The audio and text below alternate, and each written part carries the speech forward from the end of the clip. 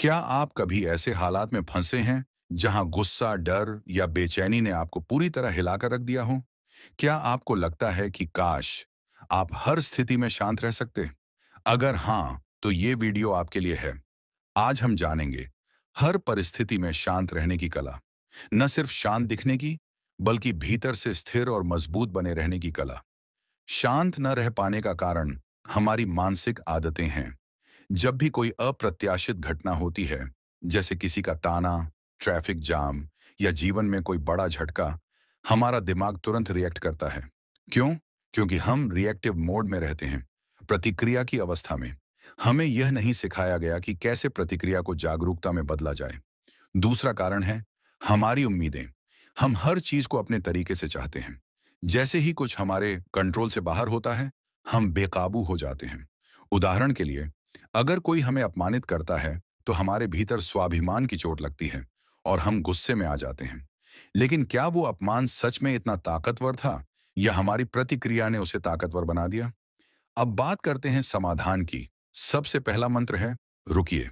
जब भी कोई उथल-पुथल वाली स्थिति हो, सीधा प्रतिक्रिया न दें। 2 सेकंड, बस 2 सेकंड रुकिए। एक गहरी सांस लीजिए। यही वो जगह है जहां बुद्ध ने कहा, विचार और प्रतिक्रिया के बीच एक अंतर होता है, और उसी अंतर में आपकी आजादी छुपी होती है।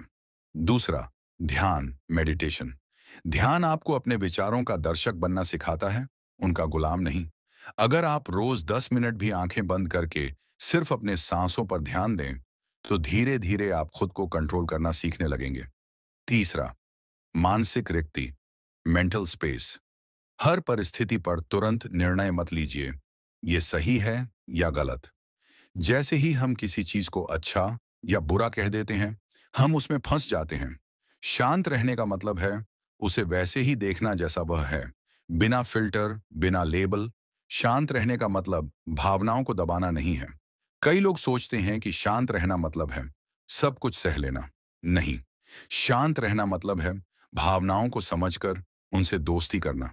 जब गुस्सा आए तो खुद से पूछिए, ये गुस्सा किस डर से आया है?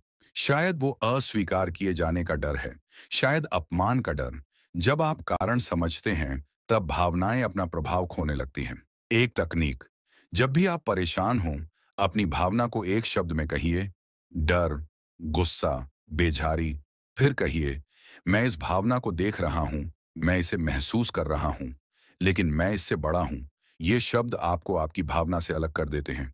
आप उसमें डूबते नहीं, आप उसे तैरते हुए पार करते हैं। हम में से कई लोग सोचते हैं, अगर दुनिया शांत हो जाए, तब मैं भी शांत हो जाऊंगा। पर सच ये है, दुनिया कभी पूरी तरह शांत नहीं होगी। इसलिए जरूरी है बाहरी स्थितियों से अंदरूनी दूरी बनाना। जब कोई आपको उकसाए, तो समझिए वो आपको कंट्रोल कर रहा है। हर बार जब आप तुरंत गुस्सा करते हैं, आप अपनी ताकत उसे दे देते हैं। शांत रहना शक्ति है। कभी कभी चुप रहना, जवाब ना देना, सबसे बड़ा जवाब होता है। एक और तरीका है परिप्रेक्ष्य बदलना। जब कोई घटना हो तो खुद से पूछिए, क्या ये 5 साल बाद भी मायने रखेगी? अगर नहीं, तो फिर आज इसे इतना भाव क्यों दें? छोटी बातों पर परेशान होना हमारी मानसिक आदत है, लेकिन ये आदत बदली जा सकती है, एक निर्णय से, एक अभ्यास से। अब हम आते हैं सबसे गहरे हिस्से पर। शांति का स्रोत कहाँ है? क्या वो दूसरों के व्यवहार में है, या फिर वो हमारे भीतर है? जब आप इस जीवन को एक अनमोल अवसर की तरह देखना शुरू करते हैं, तो छोटी छोटी बातें आपको हिला नहीं पाती। सत्य ये है, हम सब मरने वाले हैं। ये सुनकर डर नहीं, बल्कि आजादी मिलती है।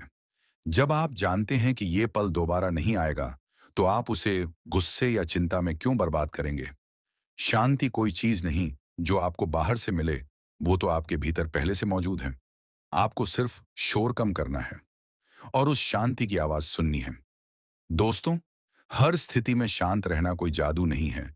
ये कला है, अभ्यास है और समझ है। आप भी इसे सीख सकते हैं। आज से शुरू कीजिए। हर दिन 10 मिनट का ध्यान, हर स्थिति में 2 सेकंड का रुकना और भावनाओं को पहचानना। धीरे धीरे आप पाएंगे कि दुनिया वही है, लेकिन आप बदल गए हैं, और यही सच्ची ताकत है।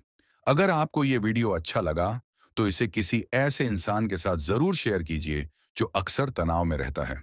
और कमेंट में बताइए, आपने कब आखिरी बार खुद को शांत रखने की कोशिश की थी और क्या हुआ? हम मिलेंगे अगले वीडियो में एक नई सोच के साथ। तब तक शांत रहिए, जागरूक रहिए और स्वयं में स्थित रहिए।